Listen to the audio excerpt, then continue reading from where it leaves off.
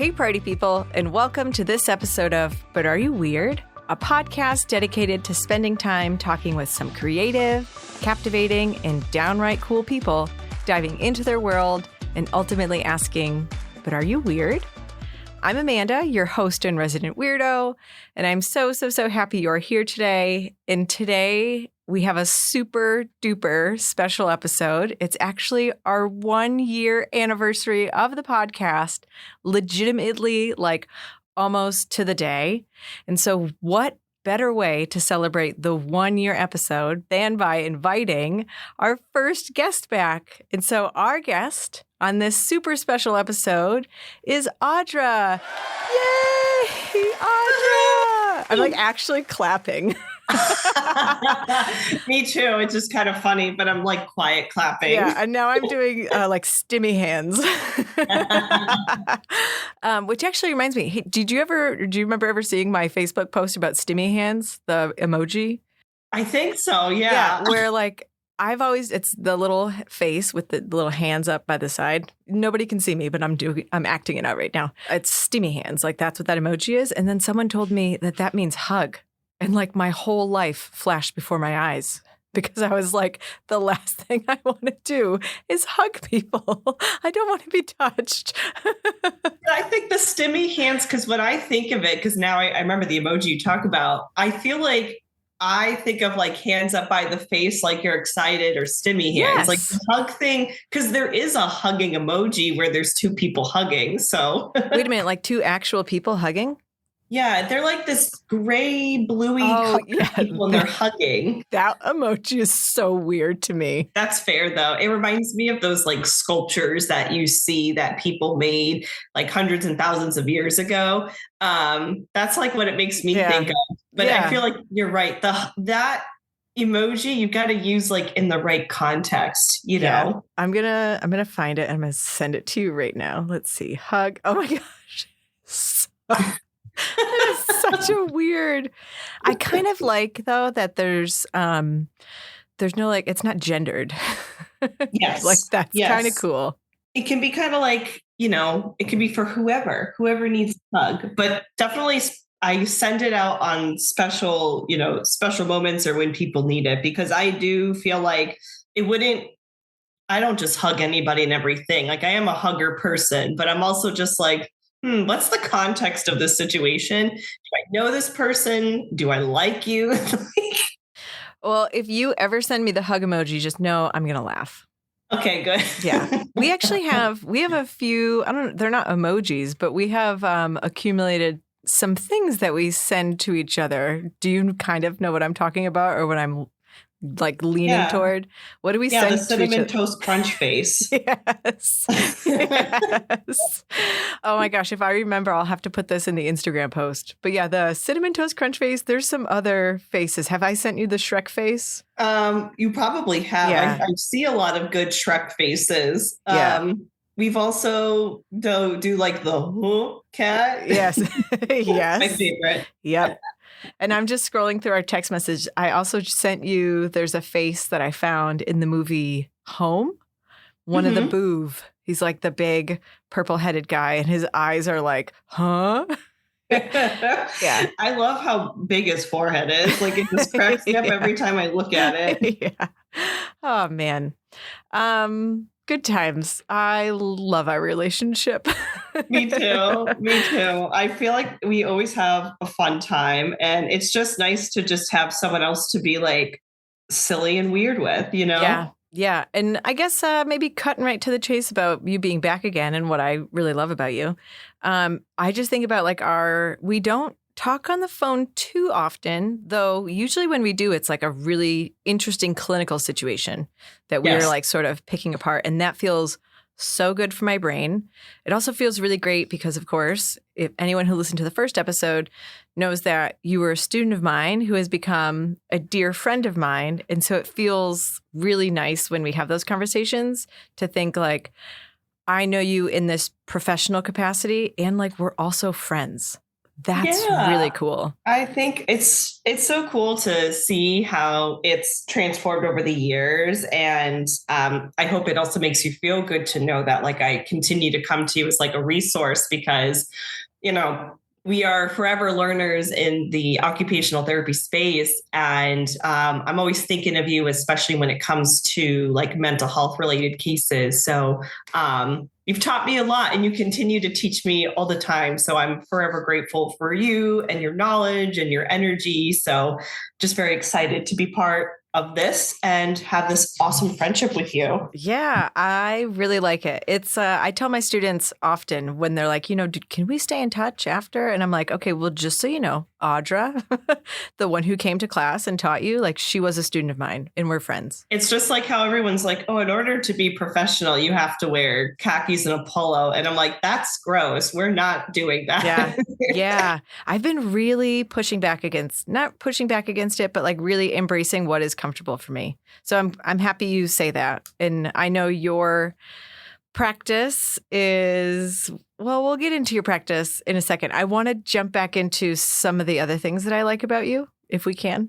Of course. One of the things that I really like, I think it's about a lot of friendships, is that like we pick things right back up where we were, right? So like time is not real, but really in the sense of like this conversation, like getting in touch, like calling you or being on Zoom, whatever it was, like there wasn't any like formality that started. It wasn't like, oh, tell me how your life has been. It's more like, oh my gosh, it's Audra. Yeah. And I think about that so often because sometimes we don't text each other for a good chunk of time, but we are still sending each other lots of memes on Instagram.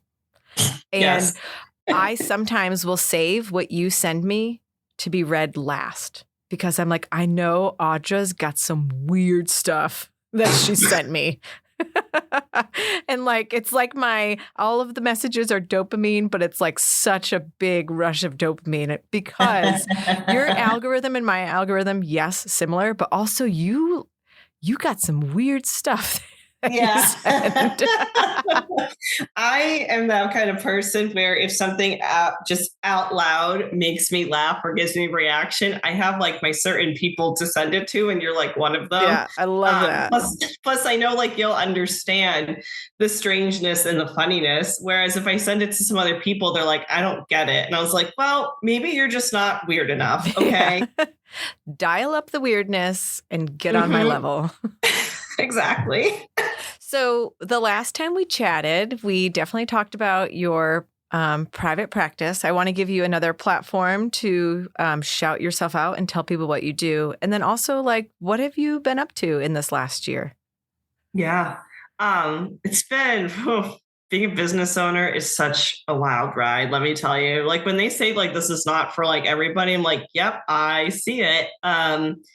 So I have my own practice called Autonomy Pelvic Health. It's a pelvic floor therapy and wellness clinic. And so I treat all various pelvic floor conditions, things like urinary incontinence, constipation, pelvic pain. Like there's endless amounts of diagnoses that I'm able to help people with. And I treat adults of all different genders. So it's been quite a ride. It's been almost 3 years in practice. I've been in my current space for a year and it's been so lovely. Like it's been so nice to be in a space that's like bigger and just feels more like me and what I envision like my business to be. So it's been great.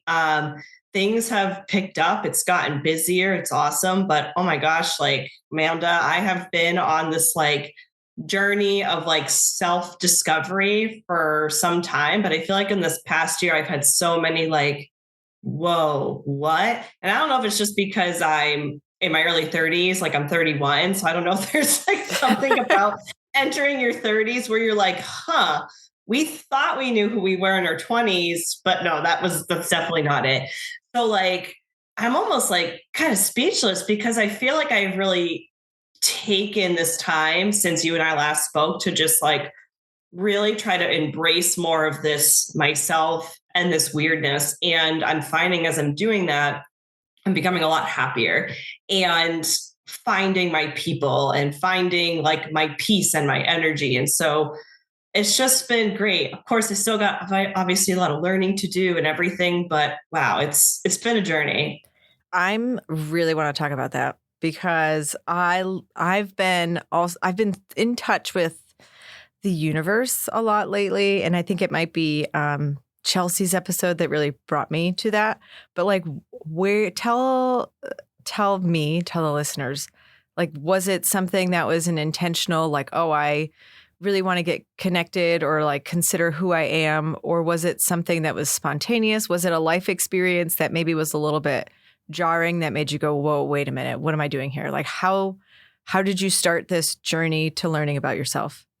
It's really interesting. I don't even know where exactly it began, but one of the things that kind of prompted me into this more of like embracing who I am is I actually did this coaching program where the focus was on human design. I don't know if you're familiar with that model. It's basically with the human design, right? It helps you step into like, how do you integrate yourself and into like this energy world and space, and like how do you optimize your energy use, right? Like what things actually excite you, what things drain you, like kind of what is your approach to things. And so if anybody is listening to this and is a human design person, I'm a generator, so like my responsibility is to respond to things, right? So if somebody presents me with an opportunity, for example, it could be like, oh, Audra, I want to like network with you. My role is to respond to it. Like, yes, do I accept networking with this person, or no, do I not? And what we do is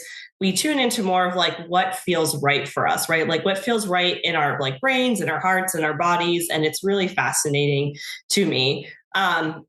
And even though I'm not necessarily someone that's like this big energy worker, there's still a lot I don't understand. And of course, I'm very much like, people are like, you're either science-based or energy-based, but I think I'm like both. That kind of opened up those doors into being like, like what kind of person am I? And tuning more into things like, what do I want to do?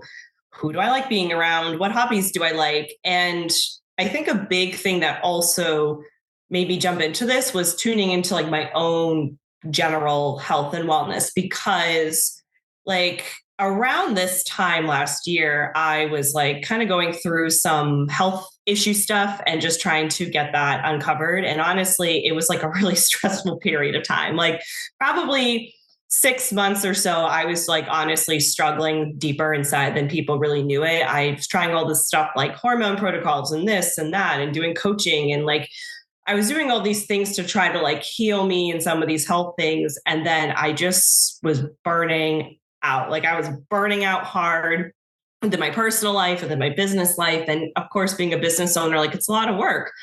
And I got to a point where I was like, I'm so sick and tired of just feeling so sick and tired of all the time. I was like, this is not the way to live. This is not why I became a business owner.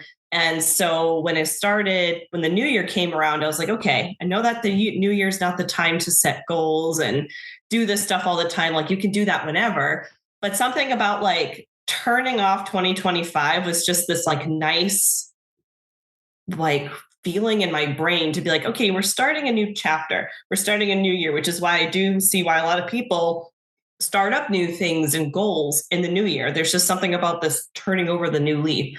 And I, made a commitment myself to say, like, don't lose yourself again. Like, go and make this year about just being you and discovering what that looks like. And since the beginning of the year, I think I've gone through even like more changes.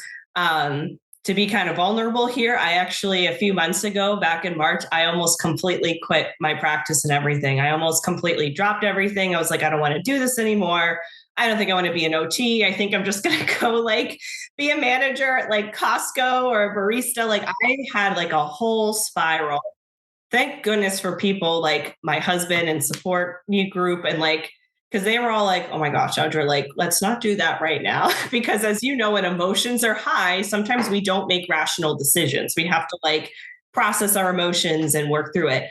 And after that, when I hit like a low, I was like, remember, we don't want to lose ourselves again. But I think a part of me needed to do that in order to grow and transpire to the person I'm becoming. And I feel like now looking back, here we are in June, I'm just a generally happier person. Like I feel like I wake up with a bit more energy. I'm smiling more, I'm laughing more. And a lot of that is just me embracing myself, this like loud and weird, and I want to be different and I want to like fight the negative world kind of person. So it feels good. It feels good to now be on the opposite side of it. But holy crap, like when you're like, how's the past year been? I'm like, do we have all day to talk about it? It's been a wild ride. Was there anything in particular that you felt like you talked about, like being burnt out and this like general sense of exhaustion and being out of touch with yourself? Was it anything in particular? And also, like, you don't have to share that, but I'm just thinking for other people who have been through similar things or are sort of planning ahead to hopefully, hedge off some of that. Like in your experience, like, is there anything that you can pinpoint? And you don't have to tell us what it is, but I'm just wondering. It's a mix of things. Personally, I've been going through some different like hormone health related issues. And right now we're kind of under this like, what could be going on? Because I have some suspicion something's going on, whether it's like endometriosis or something else. And so that's something we're like still trying to uncover and figure out. So trying to manage all of that has been hard because, right, as you know, in this space of the media and, social media, there's all this stuff of like, do this for your hormone health, do this, do that. And so I was trying all this stuff to like try to heal myself, but it was just more or less stressing me out. And then like, as I was going through this process, I kind of realized I was like dulling myself and my sparkle, where I'm like, you know what, I'm not really being myself. Like there was this part of me that felt like as a business owner, I had to kind of shell myself off like, oh, I've got to be professional. I need to like not be as like silly and weird and stuff. Like that's probably not going to attract patients or people I network with. Like, let me tell you something. Oh, yeah. I have either a love-hate relationship with networking, and it's really all about the vibes. Like I went to these more like professional networking events where people are dressed up and their business attire and stuff. And I was like, oh my God, I freaking hate this. I was like, and I didn't realize how much I hated it until now looking at it now. And I'm like, this just isn't me. Not that I don't want to meet people, but I was kind of putting on this persona of me. And then I think what made me feel awkward was I was like, when I would try to be silly or weird, I couldn't tell if people were accepting of that. I'm like, hey, are they accepting? Am I just super anxious and think they don't like me? And it just kind of led to this domino snowball, whatever effect you want to call, where I was like, you know what, maybe like people don't like this. And I think we even talked about this before on the last podcast. Like I went through periods where people are like, hey, you're like kind of loud, your laugh is loud and this and that. And it was kind of all these negative connotations. And I'm like, you know what, maybe I should just like tone it down a bit. And maybe that's why I've been having all this like nervous system stuff, because I was just shutting down because I was like feeling afraid to be myself and who I am. And I also don't think what's helped is when you are on social media and like trying to build a network, like you're going to have people that don't like what you have to say or who are going to argue against you. And I think that can be like a really hard thing to do, especially when you're already in a vulnerable place. And the comparison game. I'm not going to lie, guys. Like I was strongly comparing myself to other business owners and other pelvic health practices. And I'm like, these people are so amazing. And look at everything they're doing. Like they seem so professional and have it all together. They've got all these Google reviews. And then I'm like, and then there's me. Here's Audra. Just, oh my gosh. Audra. There's so much of what you're saying that feels so true to me. And so like, as you're talking, like I started the podcast, like tons of energy. And then I'm realizing like, as you're talking, like it is a sad, not sad. It is a heavy place to be in that spot of like all of the things you're saying about like, wondering how people are interpreting you, wondering how you're showing up, how you're supposed to be showing up. Like that does weigh so heavily. And it is such a lonely experience because superficially, right? Like everyone thinks, oh, it's Audra. This is how she is. And like, she's so, bubbly and on the go and she's doing her thing. And it's like, it's actually really hard inside here. Like, hi, I'm in here and I'm struggling. Mm-hmm. Yeah, exactly. It's like you want to embrace yourself and be who you are. But I feel like when you're also in this state of nervous system overdrive, I feel like you get blinded by that, where you have all these like anxieties and stressors that kind of blind you to the world. And it wasn't until like I had my basically my like crying breakdown call with my business coach in March, where I was like, I'm just going to leave. I'm just going to close everything off. And she was like, you have to take care of yourself. She's like, you're not well. And it was one of those moments where I'm like, I don't want to be having to like break down like this. And that's when maybe sink deeper into like, where is this coming from? Like these fears and stuff. And I was like, I think I'm just afraid to like be myself. And maybe I don't know like exactly why that's happening. But I was like, you know what? Like life is too short. Life is just way too short to like worry about what other people think of you. And that doesn't mean I'm not like there yet. Like I still sometimes have to like talk myself out of being worried about how I express myself. But I feel like I'm gaining more peace of when I express myself online and how I dress and how I talk and what I listen to and do all this stuff. Like I've become more of me and like I feel good and like more excitement. And it just feels so much better to be here. Yeah. It's really, I think it really is powerful and says a lot to think about where we were during the last episode with you when you talked about, you know, like leaning into and embracing who you are and how for anyone that's listening, and especially I think a lot of neurodivergent people, like that is a wonderful practice, but it's not like you flip the switch and all of a sudden it's something that you can easily do all the time. Like it is a constant work in progress, and it is constant energy that you're applying into it, because like you build up these really great systems for looking at the world and you're like, I'm embracing myself. I love who I am. And you get tired, something in your life happens and it's like your body, your nervous system is reacting to whatever that is, that all of those other systems like lose, I don't know, their power in some way. Mm-hmm. And like, so you have to come back at it even stronger. It's not like you decide that, you know, you're wonderful and you're great and everything's fine. It's like it is actual energy that has to be put into that. And it can be exhausting and there's a learning curve. And so new things happen in life and you hopefully learn how to adjust to them, remember who you are, remember what's important to you, and you sort of get back out there. All way easier to say than to actually do, and different people do it in different ways and on different timelines.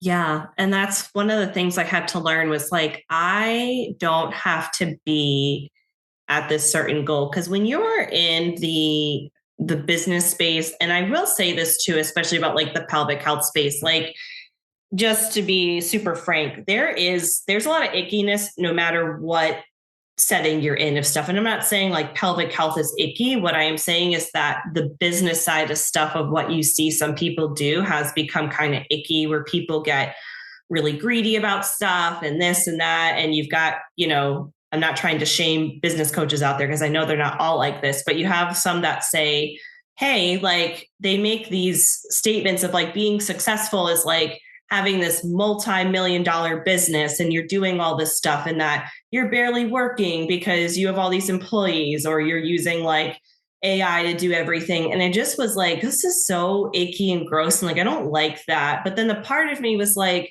but am I supposed to be that business owner that's supposed to make all this money and like have 500 vacations a year? I'm like, oh, that would be like nice. But then a part of me was like, but I don't want that. I was like, I want just to live my life. And I was like, why am I putting myself on this pedestal? And that's where I was like, this is time for me to, you know, find my people and kind of detach myself from these ideas of like that I can be successful and not necessarily be this business owner that's making all this money. I was like, my success is my happiness, my peace, and living a life that I want to. And it's really taken me a while to like sit and embrace that. And also say like, this is good. This is great. Like, that's what I want to do. And I think when you're neurodivergent, I don't know if you like relate to this. I feel like we are always like scanning situations and people. Like there's so much like hyper analysis. Oh yeah. Yeah. Of things. And so there's like, I think that's why we tend to always like compare ourselves to people, because we're like, well, they're doing this, they're doing that. These are these numbers. This is how this person's content looks. This is how many followers they have. This business has this many Google reviews. And I'm like, this is really tiring. I'm like, what good is this doing me when I could sit here and say to myself, am I happy? Am I living out the business model that I want to? Am I helping people? Like that's what matters to me most. So it's like, I truly care about helping people, no matter how many people it is, whether it's like 1 or 5 million people. I'm like, I don't need to put myself on like that pedestal. But I think that's what I got kind of lost in. But this is really common for business owners, whether you do pelvic health or anything. And I think you can even agree with this, Amanda, when you're like an occupational therapist or even like a physical therapist or speech therapist, like we have so much weight on our shoulders of trying to like show everybody what we can do and like help people and people please. Like I've noticed these like health wellness rehab professionals, like we see a lot of burnout in that because we want to just strive and help and do all this stuff. And I feel like there's this expectation of like, hey, do all this work, but like don't get paid and work all these hours and be high achievers. And I'm like, I've already been through that burnout state. I don't want to do that again in my own business, you know? Oh, definitely. I even think like I just started working per diem, and at first I was super anxious thinking like, oh my gosh, am I going to be like all these other OTs here? And are, the individuals going to like me as much as they like them? And do I still have it? And And then I just had to remember like, I love being a mental health OT. I love connecting with people. I love like having people have the aha moment of like, wow, they are so much more capable than they believe. And like whatever else it looks like is what it looks like. But am I doing what's true to myself and my values? Like I have to feel good about that and not worry so much about what it looks like and what other people might be saying. But it is so easy to get caught up in that, what you're saying, the comparison game. And as you were talking, I just sort of thought of like, it's almost like each like leveled up version of ourselves requires a recalibration. So like as we accomplish new things, as we meet these goals that we set for ourselves, as we enter into a different context, right? Like a different environment, a different space, new friendships, whatever it is, like we have to check in with ourselves and recalibrate and say like, okay, am I making decisions that are in alignment with my morals, in alignment with my values? Am I honoring what's important to me? Or am I getting pulled in these other directions because this space feels new? It's like, trust yourself, take a moment, check in and say, okay, is this true to me? Does this feel good for me? Okay, keep doing it. Or is it like, am I just looking at what other people expect of me? Yeah, exactly. And that's why I'm very grateful for like the business coach that I have, because, she's teaching me obviously better ways to have better systems and structures, right? To make sure the business stays healthy. But she was like, remember, like your business health reflects your own health. And there's even another business coach that was talking about this as well, where you have to put yourself first, no matter what, because you are not going to show up best for other people. Like, I want to be that therapist, I think I am now, right? Like that shows up, that has that energy, that has that ability to like be present and be enjoying the moment. But it's hard to feel that way when I was feeling so burnt out and not many people knew that. And I was also just like trying to hide it or cover it or just kind of say, well, I've just got to work harder. Or I just got to like power through it, do more stuff. But the burnout was being also from the fact that like I was really hiding myself and not just embracing who I am as a person. And now that like I'm doing more of that, I've noticed how much weight has come off of my shoulders. Mm-hmm. Isn't that a great feeling? It is. You're like, oh, I'm being me and it's working. And what's funny about it? I talk to people about this, and it's funny how some patients where we talk about these things and the patients who are in like their 40s and 50s, like I had one the other day, she's like, oh girl, when you turn 40, she's like, you're not going to give about anything what people tell you. She goes, you just learn to not care. She's like, because you realize that like life really is too short. And she's like, she's like, you just got to be who you are. She's like, be weird. And oh my God, when she said that, I was like, Amanda, like, is this Amanda talking to me? Yeah. Weird. Honor your weird. Yes. I'm also thinking a little bit about Crystal, who was one of the recent episodes, who has her own private practice, started her own company, and how, there's some parallels and some themes here about, that burnout from being a business owner. And she did step away and then she came back, like with a clear vision of things. And so there's certainly, like you're saying, like a lot of parallels among this for certainly business owners and for people in different things. You also have the unique space of like, you are your business, right? Like are you everything? Are you the CEO? Are you the CFO? Are you the HR department? Like, are you everything? Yeah, I pretty much am. I have my virtual assistant who helps me with like a lot of things, which has been super nice. So I'm telling you, for anybody out there who's listening, who's like, I need to hire a VA, like just do it, because even if they just do a few things for you in a day, like it takes such a weight off your shoulders. But other than that, like, yeah, it's me. I'm the big powerhouse. So, but I can't do it without my VA. So I have to give her so much credit for what she does for me. Yeah. And I'm sure you're probably doing this to an extent, but like really make sure you clap for yourself for the work that you're doing, definitely as a therapist, providing the intervention, for the work that you're doing, like as a human, providing, support to individuals. And then like on the business side, what you're doing, like it's a lot. It is a lot. And I'm glad that you have, I guess, like found your sparkle again, I would say. I feel like I have. And I don't know if you watched my Instagram story on my more like personal page, Amanda, but I actually was like showing that off because I had a call with my coach who does my health and fitness training. And on the call, she was like, wow, look at your delts. She's like, you look so strong. And I was like, me? Like, you think I look strong? Like, thank you. And like, I was just like on this cloud nine experience. And then I hopped on my story and I was like, but guys, look at my gains. Look at this hard work. And I'm like, I'm proud of this. I was like, and we should be proud of this. And I was like, if you're someone thinks that it's weird for me to show this off, like, please go away. Don't ruin my vibe. Yeah. Yeah. The internet can be a wild place. And so I'm thinking about, whatever responses you might get from people who support or don't have the same views as you, like that is exhausting. Yeah.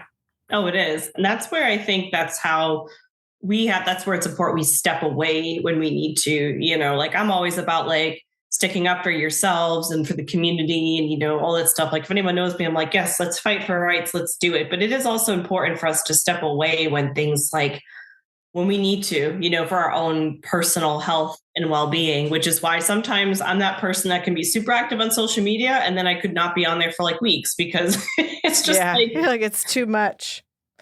You had mentioned, earlier that you're a generator. First of all, I literally in that moment, as I said it, pictured you as an actual like generator. Like I'm going to plug in some stuff to you and you're going to power it. What were some of the other, are they roles or some of the other, I don't know, things you could be? Yeah, you could be, I believe you could be a projector, you could be a reflector, and then I think the other one is a manifesting generator. So it's really cool to look at all the different roles and stuff and how, how is it that you utilize your energy is really cool experience. But it's something I think you can maybe actually like go ahead, like on the human design website, I think you can go ahead and like plug in your information and it tells you like what is your energy type. That's what they call them. Yeah, that sounds really interesting. And I'm totally going to Google it and probably, like I so often do, leave it as one of my like, 25 different tabs that I've opened, which actually totally random, which is also my style.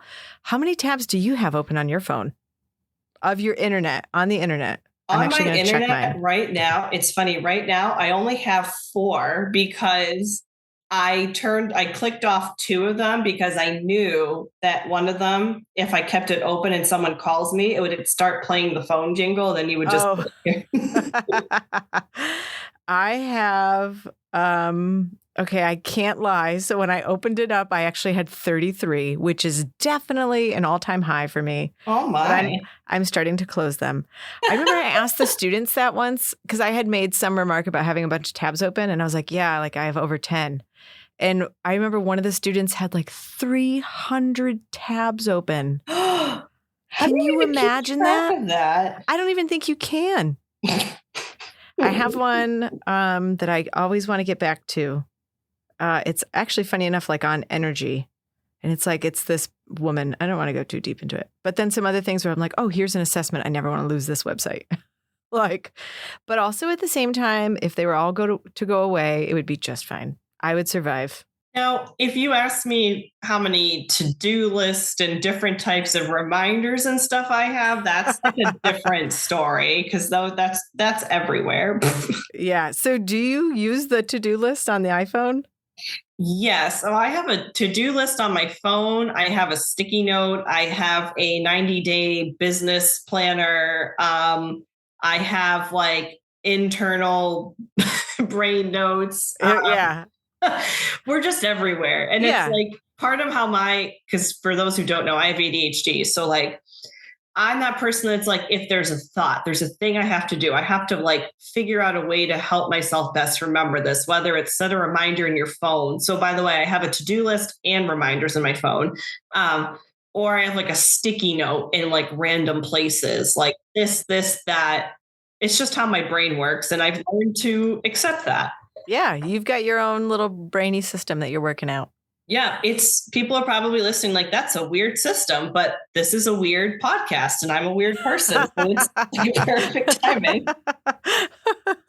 Oh my gosh. Oh my God, great segue. Hey, thinking of weird, we already know you're weird, by the way, because one, you told us, and also we've already talked about being weird on this podcast. But in the last year, what does being weird mean to you since we last met? Or like, how do you think about weird now since doing the podcast? Or I guess any musings that you have around weirdness and being weird?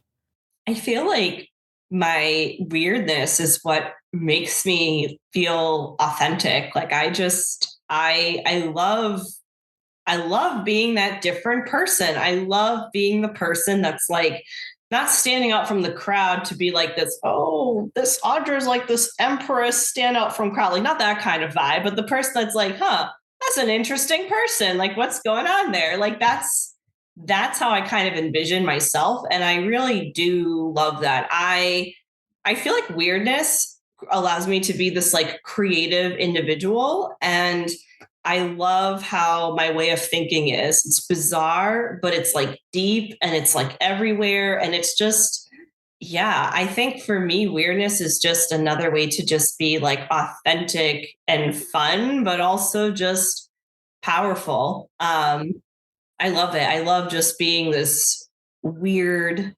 different, I think my husband once said like eccentric. Is that the word he said? Human being. So. Yeah. And you've sort of alluded to, and maybe I think even outright said, that this past year has really been embracing your authentic self and giving yourself what you need and putting yourself as a priority in addition to the many other things that you do. And so, really embracing who you are and letting your freak flag fly. Yes. Oh my God. We need a freak flag. You know what? Oh my gosh. Now I'm clapping again because I'm so excited. I'm taking the OT students to camp next week, actually. And, but by the time this airs, it would already be in the past. But we are making camp flags. And so literally yesterday, 100 flags were delivered to my house. And so maybe, just maybe, I will send you a freak flag. Please do. I want one. I want to I'm going to put it somewhere, whether it's my car or in my office. I will make you a flag and I will send it to you. Please do. Okay. Attach it to your car. I will. They're also tiny. They're not teeny tiny. They're like a half a sheet of paper. That's what makes it even better, because then people, if I put it somewhere in my car, or whatever, they're going to come over and be like, what is that? And then they're going to be like, the driver of this vehicle must be a freak. And I'm like, yes, that's oh, true. Yeah, she freaky. I mean, if you think about it, how much joy do you get out of seeing certain types of bumper stickers? Oh my gosh. Oh my gosh. I'm going to pull up my phone because I didn't post this. But when I went to work the other day, I had to stop and take a picture of somebody's bumper sticker. Oh my gosh. Where is it? Where is the car? There's I actually took a picture of somebody where above their license plate they have in stickers it's Brittany, and then the license plate is BSH, so it's Brittany bitch. I was like, yes, I love this person. I found the bumper sticker. It's on somebody's car and it says, "My other ride is a deteriorating body of flesh and bones." I need that. Yeah, That's hilarious. I was so excited. I'm like, whoever has this works with me. Whoever has this bumper sticker works with me. That's so cool. My other ride is a deteriorating body of flesh and bones. I love that. It reminds me of the person I saw who had a skeleton like attached to like their antenna or something. And I was laughing because the skeleton's arms and legs are just like flailing in the wind. Yeah. Like, I need that so bad. Riding free. Oh, yeah. All right. So, Audra, you've actually shared quite a lot of wisdom. And I know for me, just hearing what you spoke about was super validating, because I don't know if you read, but like about a month and a half ago, I was feeling a lot of feels and wondering a lot of the same sort of things that you had expressed. And so it was really helpful for me, one, to not feel alone in that. Then two, to hear your words and to think about how I can apply them. So thank you for sharing. And I'm sure people who are listening are also grateful for you sharing your experience. And with that, is there anything else that you would like to share with our audience?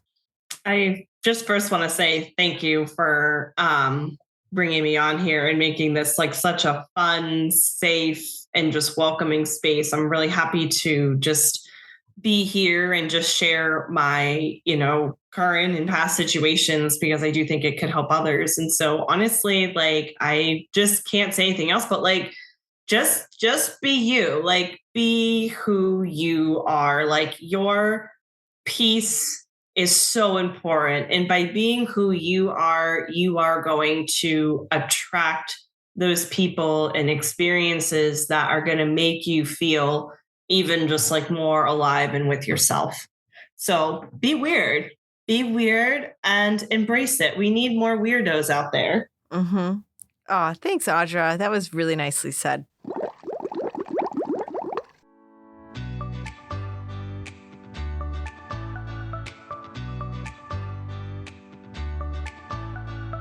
All right, that's a wrap on this episode of But Are You Weird? Thank you so much to the wonderful Audra for letting us get to know you once again and showing us your weird and wonderful and authentic self. And thanks to you for tuning in and getting weird with us. As always, I'm so glad you are here. And if you enjoyed this episode, please follow, leave a comment, or share it with your favorite curious mind. Until next time, stay curious, stay kind, and definitely stay weird.